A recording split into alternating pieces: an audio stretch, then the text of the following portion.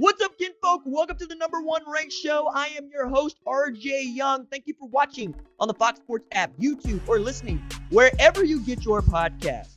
Today, we need to talk about just what has gone down at Big 12 Media Days, what I learned from Big 12 Media Days, and what name, image, and likeness looks like a year later, who's benefiting, who's not, and what's it doing to the sport, the moving and shaking on that end. But first, we got to do the annual Horns Down segment. You know, we do this every single year, mostly because of Mac Brown. So for those of you that do not know or probably don't care in that way, Mac Brown once got on live television and told somebody that he thought that Horns Down was disrespectful. Now, all he did was become certain that every Oklahoma fan and Oklahoma State fan and West Virginia fan and anybody else that ever gets to play Texas throws the horns down. The Big 12 exacerbated this when it decided to penalize it for unsportsmanlike conduct, right? So this year, the Big 12's head of officiating, Greg Burks, very nice man, I got to spend some time with him, decided to try to address that question. And he came at it in part with this quote. Please, state of Oklahoma, I meant no offense. You don't have to send me emails. We are just looking at that as any other act. And you note that unsportsmanlike conduct is in there. It is not about horns up or horns down. It is the manner that you do things on the field to an opponent that are unsportsmanlike in manner, which is as clear as mud, quite honestly, right? Also, respect to the Oklahoma fans who sought out the Big 12's head of officiating to tell them what they think of Oklahoma players in particular getting penalties for this horns down symbol. Now, I find it kind of funny because the horns up, hook 'em, can be, if you want it to be, an unsportsmanlike gesture because, I mean, we're talking about hooking, you know what I mean? Like, that's the thing. What are we hooking? We're hooking with longhorns. We're engaging in violent activity, kind of like the throat slash if you want to stretch it that far. But that's kind of the thing, right? That's a sports talk show segment, is how far do you stretch that? It's not really something I expect the head official for the Big 12 to address. And yet, here we are once again, and I think we're only going to see more of this because there's really only 2 more seasons of Texas playing in the Big 12, and everybody wants a piece of Texas. That's kind of the way you do business in that state. It's the flagship university at a state that's very proud of its football, and they're coming off of what was one of the worst seasons that they've had here in the last 10 years, quite honestly, tying their worst record, but also found this to be interesting as I was writing this big piece about Steve Sarkisian going into year 2. It is the worst year 1 for any first-year head coach at Texas since Dana Bible in 1937 when he started the season 2-6-1.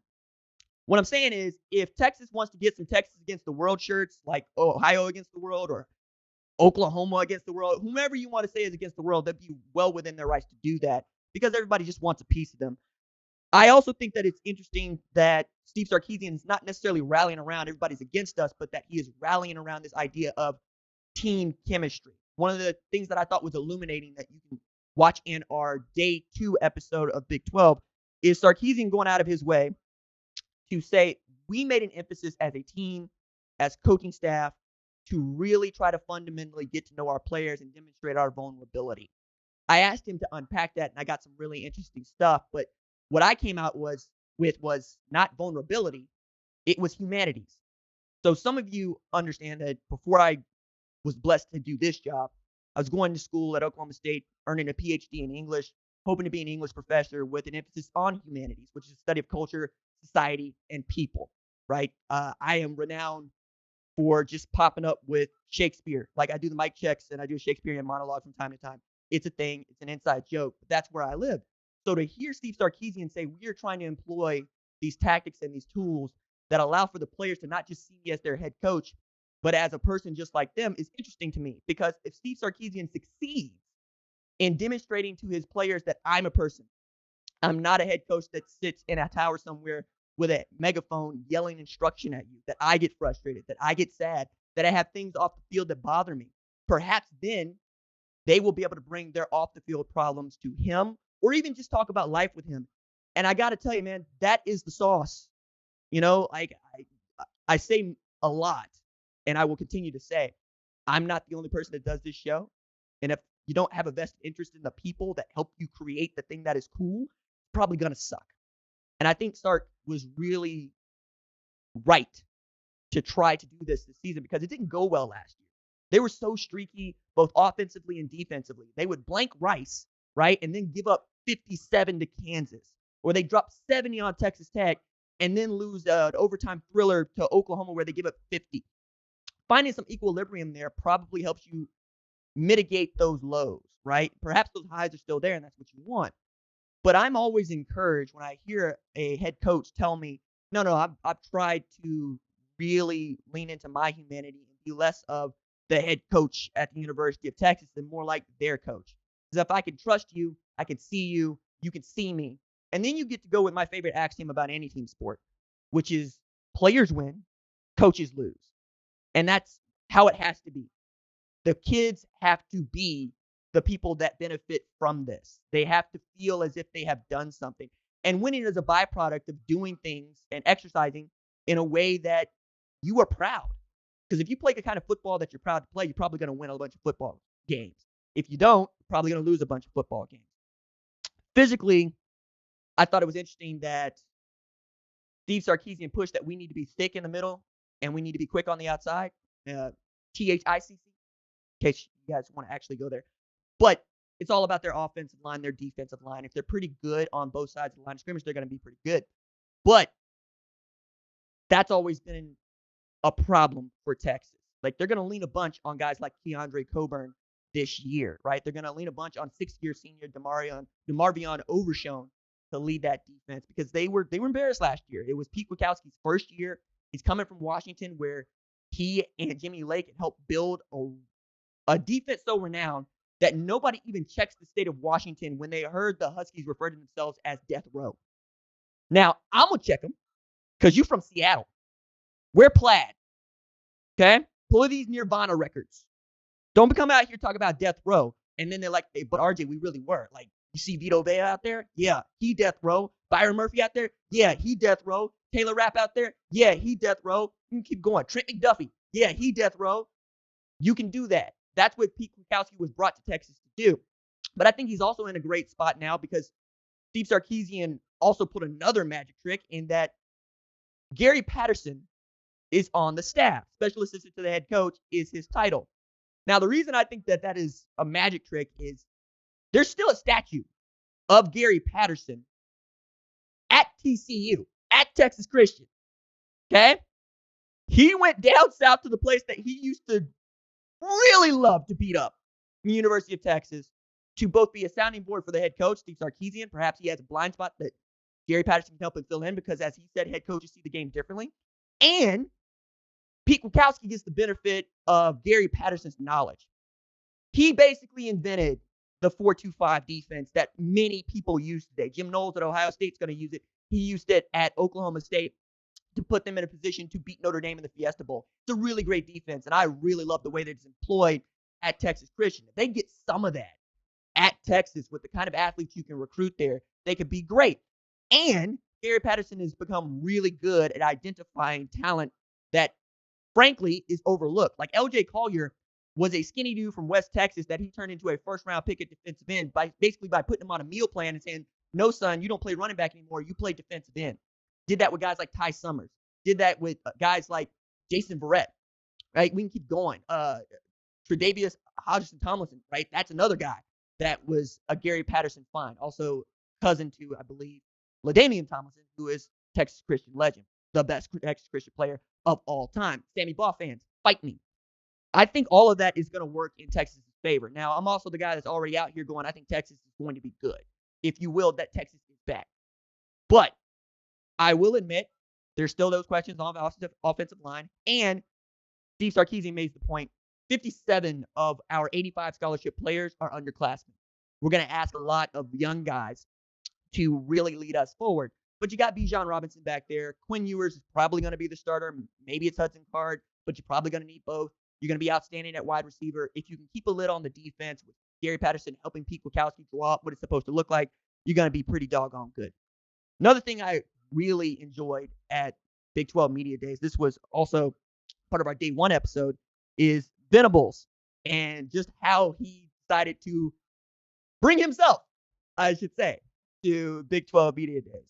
Now, I think it's the third perfect hire in a row for the University of Oklahoma over the past 20 years. Starting back in 1998 with Bob Stoops. Bob Stoops tapped Lincoln Riley. For the time that Lincoln Riley was at Oklahoma as both the OC and the head coach, fundamentally great football. And now with Brent Venables, you found a third guy who was the right man at the right time for this fan base. He's exactly the kind of person that you want to lead the University of Oklahoma if you're an Oklahoma fan. He is heavy in his faith. He is extremely loyal. He's extremely detail-oriented, and he's not like the kind of guy that wants to move around. Now, I've been telling jokes and or, getting in that I asked Brent Venables one question, and he answered the hell out of it. He really did. He spoke for 11 minutes straight. But then you go to the days where he's taking questions from the big room at AT&T Stadium, and he got 3 questions, 25 minutes. And one of those questions he took longer to answer than the Sermon on the Mount lasted. Okay. I also got the impression that he's not just intense. Like his intensity is legendary. We all know about his get back coach at Clemson and how loud he can be and how he can really get into it with his players. But his players love him. And they love him because, in Ethan Downs' words, he treats us like we're so precious to him. And he is going to put his values on display. One of his favorite terms is rehearsing his beliefs, right? You have to actually go through the motions every single day, and that it's difficult and it's hard. And that's what Oklahoma football is. Like, this is a state that's only got 4 million people that continues to produce championship football because we have to have it. I said it before. I will say it again. The University of Oklahoma football team is an Oklahoman's birthright. It's what we got, right? The state of Oklahoma was founded 1907 as a state. Didn't have a whole hell of a lot to be proud of at the time, right? This land that did not belong to Oklahomans was also supposedly a wasteland. And then the Dust Bowl comes through. And we got a president at a university who's going, man, I can't run into anybody that feels good about being here. I've seen what football can do back east. Maybe if we put together a pretty doggone good football team, people will have some pride there. And he was right? Bud Wilkinson was charismatic. There's some parallels between him and Brent Venables. There's also this parallel of, no, this is home for me. I love it here. These people understand me. I understand them. I say that a bunch as a guy from Tulsa, Oklahoma. I really enjoy the people here, and I love it here. But I also understand what it might look like if, say, Brent Venables goes to Lincoln and catches an L from a Nebraska team that many people don't think is good enough to beat Oklahoma and damn near beat Oklahoma last year. I want to see what happens after the honeymoon period is over, but I think that the administration is behind Venables. The staff is behind Venables. The players are behind Venables, and certainly the fans, man. I said this like last month. Find you somebody that loves you as much as Oklahoma fans love Brent Venables. Perfect, right? You're feeling jaded. You're feeling like you were let down. You didn't see this coming. And here comes the only other person that you would want to lead you. He's tapped by Bob Stoops. He makes reference to, no, Bob recruited me as a high school senior in Salina, Kansas, to Salina South High School when I was 17 years old. And I've kept that relationship into this being his 51st year on earth. He's very proud of that. I can't wait to see what it looks like, because if Oklahoma can keep a lid on other offenses and can actually put up 35, 40 a game, as they have been like last 10 years, basically, yeah, Oklahoma could be pretty good in a hurry. It's just about how good. Right now, the landscape is win the Big 12 championship and then wait and see. Okay. Other thing I took was interesting from this is that the parity in the Big 12 doesn't look like it's ever been so close in my lifetime, right? And that means dating back to 96, since the formation of the Big 12. I think 1 through 10, everybody's good. That means that you better watch your back when Kansas comes to town. I think Lance Leipold's got a team that fundamentally understands that they can be good. And they've had enough of being bad. They've had enough of people not believing them. They've had enough of being run roughshod over. As a matter of fact, I made a point of talking to Earl Bostic Jr., who is left tackle at Kansas. And one of the reasons I want to talk with him is before Leipold got there, he'd given up something like 11 sacks in 11 games. After Leipold got there, he's given up 1 sack in his last 11 games. He has become a fortress. I asked him, what changed, man? He said, coach talks to me. He asked me about myself. And my offensive line coach asked me about myself. They cared to know what I'm like. And that dude has been there for like 6 years. He's seen literally everybody come through. He's seen so much football, and he's seen how bad it can be. And for the first time in his career, he's had a head coach and an offensive line coach that generally just want to get to know him and want to teach him. Hey, man, we're going to slow the game down for you. We're going to make this very simple. Your feet go here. Your hands go here. If you do that, nobody's getting by you. And I love knowing that because I've always been at my best when people slow things down for me and make my job simple. Then I get to execute at a very high level. And that's what Earl's been able to do. So if you could do that with a guy like Earl Bostic Jr., who has every reason to doubt Lance Leipold and his staff after how he had been treated throughout his time at KU, you could be pretty doggone good with guys that are just getting used to, oh, okay, we can go to Austin and we can beat Texas. Cool. We can have Oklahoma on the ropes. And unless Caleb Williams pulls a Houdini act, we win that game. We are the team that knocks off the undefeated Oklahoma Sooners. And Lance is getting it, man. Like, I'm very, very excited to see what Devin Neal looks like. This is a guy that played baseball and football at Kansas, and he's going into his sophomore year. Like, this, he's also very young. He's from Lawrence. He knows what it looks like. He doesn't know what it looks like for Kansas to be great, though. Like, I asked him, like, how old he's 18, which is ridiculous because that means he's like 5 when Kansas went to the Orange Bowl, right? And was, I think, peaked at like number 3 in the country in the Associated Press poll. K-State is going to be good. Deuce Vaughn, who I tried to tell y'all about, who we all tried to tell y'all about, is the only returning first-team All-American in this entire league. And he made it as an all-purpose player. I teased Chris Kleiman because last year he told me, yeah, we're going to try to ease Deuce into the offense. And then he gave him the ball 235 times on the ground to say nothing how many times he gave it to him in the air. He's like, yeah, I fooled you, didn't I? Look, they have an opportunity here to be pretty great. They got Adrian Martinez going in, who is as polished quarterback from a media standpoint that I've ever seen. Handled everything just fine.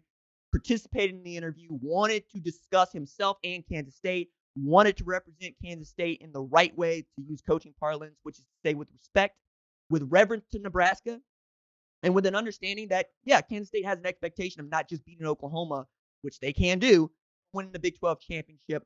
It's also Colin Klein's first year as an offensive coordinator, which means that he tapped Adrian Martinez for his opportunity to show everybody what he can do as a play caller.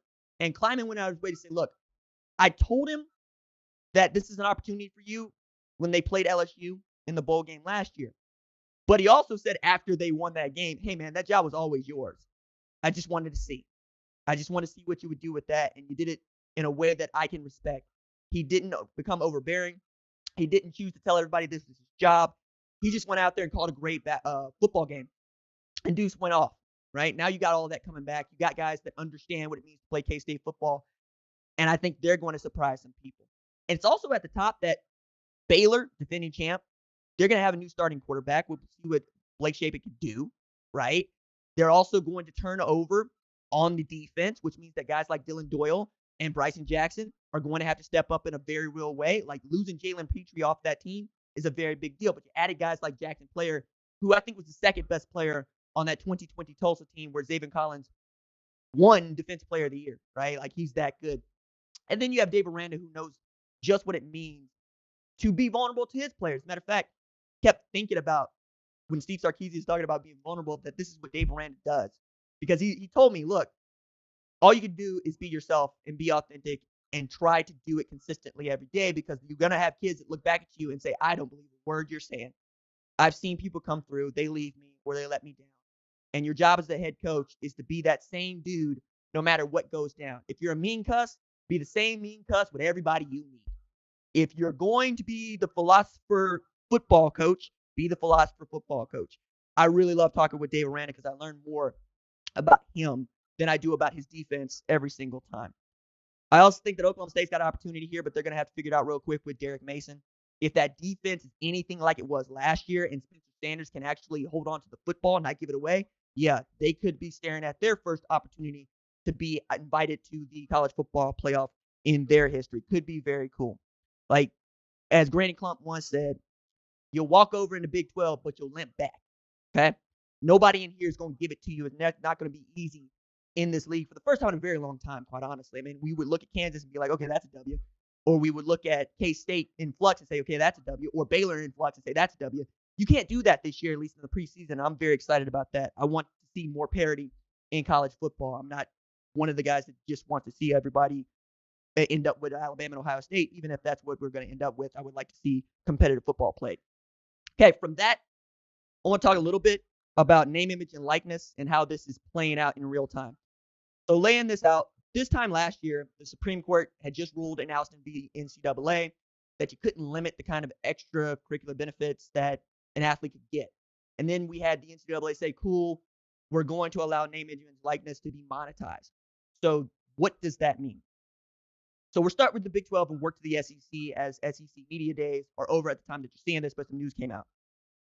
Texas Tech plans to invest $200 million into its stadium and facilities. That's one. It's a lot of money, and that's a huge investment in we want to be great. We see an opportunity with Oklahoma and Texas going to the SEC to where perhaps we can slide to the top of this conference with Central Florida, Houston, BYU, and Cincinnati joining up in 2024. So on top of that, we also have the Boosters, the Matador Club at Texas Tech, pledging $25,000 a year NIL contracts to all 100 of their Texas Tech players, or the top 100, which goes beyond your 85 scholarships. So basically, 85 scholarship players and like the 15 best walk-ons. That's not a small amount of money to anybody, right? I do think it's a small amount of money when we're talking about head coaches making 7 figures and we're talking about position coaches making 6 figures. I choose to say, what can you do with 25 grand? Well, I mean, you get a good down payment on a house if you got good credit, but that's 2019 numbers. What does that look like in 2022? The housing market is not the same, right? You could also buy a really nice car, a really nice new car, but then the money's gone, right? Now that's also 100 grand over 4 years. If you're smart about how you invest it, if you went to school and you understand the value of compound interest, throw that money into a really good mutual fund or throw that money into a really good CD and come out with even more money and your college degree and no debt. It's a very cool thing to happen. But it also goes back to this idea of booster consortiums, because the way that name, image, and likeness has worked, the people benefiting and the people that most want to talk about this are boosters, some of whom are fans, some of whom just want to be buddy-buddy with players and coaches, and players themselves who are getting to make a little bit of money for the first time in the history of really this sport on the level. The people that don't like it so much are coaches. And that's where I get really interested in what's going on here. Joey McGuire, I think, is going to be an outstanding coach at Texas Tech. He's already a legend in the state of Texas. If you don't know much about Coach McGuire in Cedar Hill, it's a quick Google away, and you'll come to understand why this man is in the Hall of Fame for the Texas High School Football Coaches Association. He is revered by players. He is revered by coaches. And like Jeff Traylor at UTSA, he has staked his reputation on hiring other guys from Texas. He got Zach Kittley away from Western Kentucky to Texas Tech. All Zach Kittley did was put up the most prolific offense in the country last year and watch as his quarterbacks and wide receivers set records. They're hoping to do that at Texas Tech. They got a 3-horse race for quarterback. I'm going to go ahead and just tap Donovan Smith because I think that's going to be the guy. But Baron Morton is pretty doggone good, and so is Tyler Shuck. All he did was lead Oregon to a conference championship game in 2020.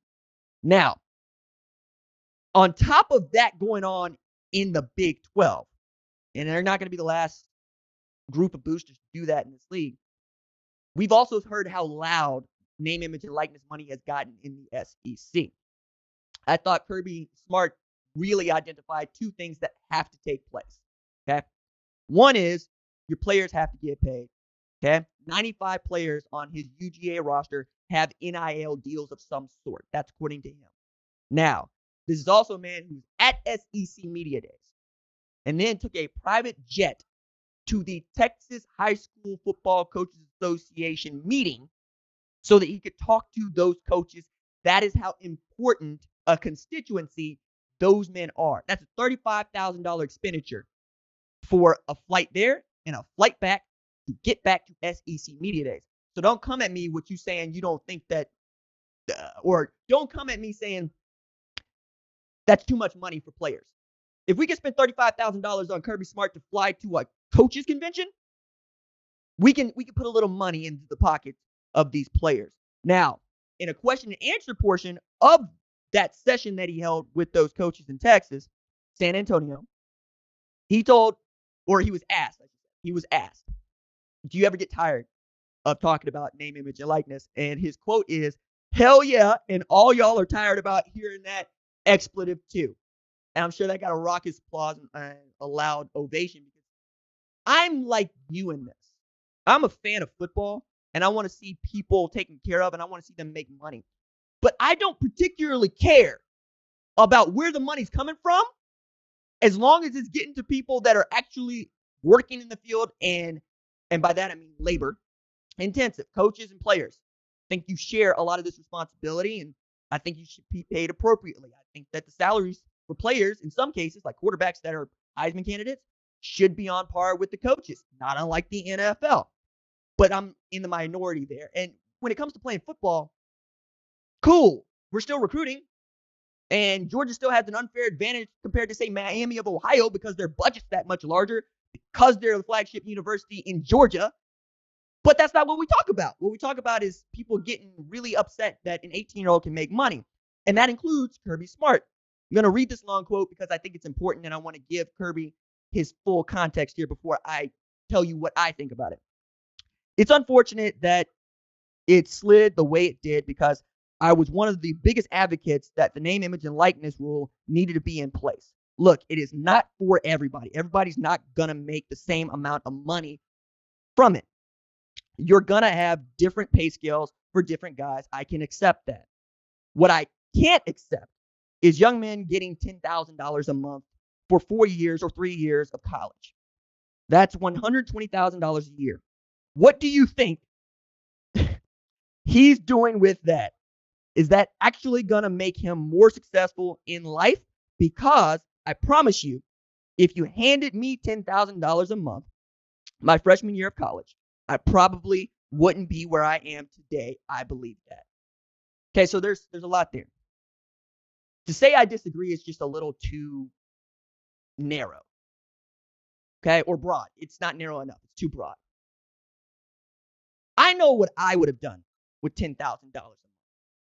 But I also understand that I'm not built like everybody else. Okay? I live my life to try to make a high floor. Right? I don't much care about where the ceiling is. I care about how far I can fall, which means that I save a lot and I don't spend a lot because I know that it's going to rain. That is a part of the weather pattern. It's going to rain and I'm going to be in a space where I have to have a parachute and I got to pull it out. And I got to make do with that, and I got to make sure I have a soft landing. Okay? To say that you do not trust an 18-year-old to wisely use their $10,000 is valid. What is invalid is that you have anything else to say about it at all. I don't go up to Kirby Smart and go, how do you spend your millions every year? Because it ain't my doggone business. Okay? You are not nobody's daddy on that team. And when they are 18, they're adults that you have the privilege to teach, that you have the privilege to coach. I don't get down with this talking down to people, man. You're not going to get anybody to do what you want by imposing your fear. If people are afraid of you, cool. As soon as you slip, they're going to leave you hanging out to dry. I don't think that's a great way to go into any relationship by saying, I don't want to pay you this much money because I don't trust you with it. That's immaterial. That doesn't matter. If that kid wants to drive his credit into the ground, that doesn't make him any different than most Americans. Okay? If that kid wants to take out a loan with 18% interest on a payday loan because he just wants to go throw some dice at Vegas, rent a private jet, that ain't your business. It's consequences. We're seeing that even with the transfer portal, which I'm a huge proponent of. And people want to whittle it down into some days because coaches are tired of having to move their roster around. But the transfer portal has proven, hey, look, just because you go in does not mean you're coming out. You make that decision. You live with that decision. I'm not into telling people how to live. I'm into here's what you have at your disposal. Use it wisely. It's like per diem. Anybody that's ever been on a trip that somebody's paying for, you might get, let's say, $10, right, to go spend on your lunch. You spend $10 on breakfast, you don't have no lunch. You don't have no dinner. So you have to learn from that. I mean, there's stories about Summer League right now in Vegas where NBA players are finding out just how far that per diem goes. I don't know when we are going to come around to this thought that it is not our job to be anybody's daddy, that the paternalistic culture of college football only goes so far. But I think we're going to get there quicker than many people are ready. So I'm telling you right now, if you're one of those folks that doesn't feel like an 18-year-old should have $10,000, I'm going to ask you to take a step back. I'm going to ask you to say, cool, if that's your kid and y'all have that understanding, do that. But even in spaces where parents are around, it doesn't go well. You know, I'm the dude that's probably going to talk about Formula One more than any other college football broadcaster. But Anthony Hamilton, Lewis Hamilton's dad, was responsible for taking care of his money, and that ended up being a bad deal because Lewis is an adult, and Lewis wants to do what Lewis wants to do with his money. I'm not going to be a head coach out here telling kids what to do. I'm going to say, go get yours. Take care of yourself. If you need help, I will help you. And that's the other part about this. You have so many people, let's use University of Georgia, who are financial counselors, who are CPAs, who are great business people, who want nothing more than to say that they helped a Georgia football player make a little coin. You know, like Ryan Broyles was renowned for saying, I took $40K, I invested in one house in Tulsa. 10 years later, I got properties worth 8 figures. Now, why is it everybody can get behind that story and not behind, say, an 18-year-old that might do the same? If you want college football to be what it could be, which is that your scholarship 100% matters and that that's good enough, aren't you just saying you want the kids to be set up for success in life? And how does money not help that? I appreciate that Kirby Smart doesn't believe he would be the man he is today if he got $10,000 a month as a true freshman. I also appreciate that he wouldn't have to be. I want to mitigate as much suffering as I possibly can. Don't understand why a football coach would not want to do the same. Suffering's going to come from you. It ain't my job to introduce it to you. It is my job to try to help you understand it, navigate it, to overcome it when it comes. All right. That is going to do it for this episode of the number one ranked show. Please check out our day 2 Big 12 Media Day interviews. Very interested, very cool. We did a bunch. I think the first episode was like more than 2 hours, which, you know, for those of y'all on YouTube, it's like, hey, it's not long enough. But we'll have more to come. We're going to Big 10 Media Days. We're at Big 10 Media Days, as a matter of fact, as you're watching this. And we're going to go to Pac-12 Media Days and figure out what's going on with USC, UCLA, and what everybody thinks about that. All right. My thanks, as always, to our senior producer, Catherine Donnelly, our associate producer, Tyler Wojak, our director, John Marcus, our social media maven, Javian Duncan, our lead of screening, Rachel Cohen, and I will see y'all in a couple of days. Deuces.